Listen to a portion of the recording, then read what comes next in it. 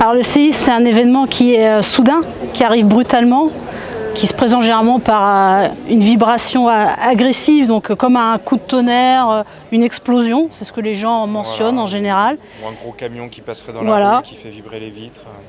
Et parfois, selon sa magnitude, peut être suivi d'un autre train d'ongues qui va faire tanguer les personnes comme si on avait le mal de mer et qui peut causer certains malaises.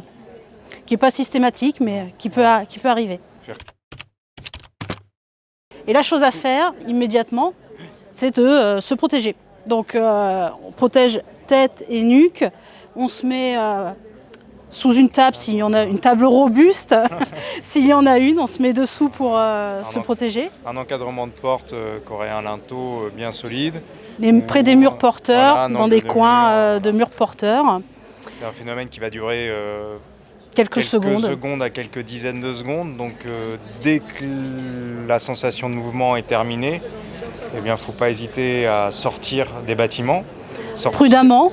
Donc on ne se précipite pas dehors, hein. On prend les escaliers, on ne prend pas les ascenseurs. Et puis lorsqu'on sort, on est attentif à ce qui se passe en hauteur, qu'il n'y ait pas des chutes d'objets. Alors ça peut être des balustrades, des pots de fleurs, des décorations en plâtre qu'il peut y avoir sur les bâtiments qui peuvent chuter. Donc on fait très attention en sortant.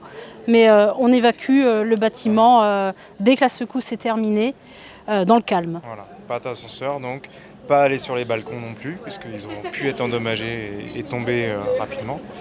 Et une fois qu'on est sorti du bâtiment, on s'éloigne des bâtiments. On essaie de trouver un lieu ouvert, dégagé, un peu comme ici, là, où on ne va pas avoir de risque, soit de subir une chute d'un élément qui aura été déstabilisé, ou s'il y a une réplique au séisme, qu'il y ait d'autres objets qui viennent à nous tomber dessus.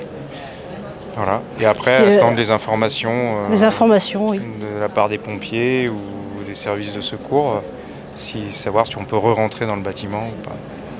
Alors si vous êtes endormi au moment du séisme, vous êtes couché dans votre lit et puis vous êtes réveillé par le séisme, le bon réflexe c'est de rouler pour se mettre par terre au pied du lit, puisque ça peut créer, s'il y a des chutes de plafond, un triangle de survie au pied du lit.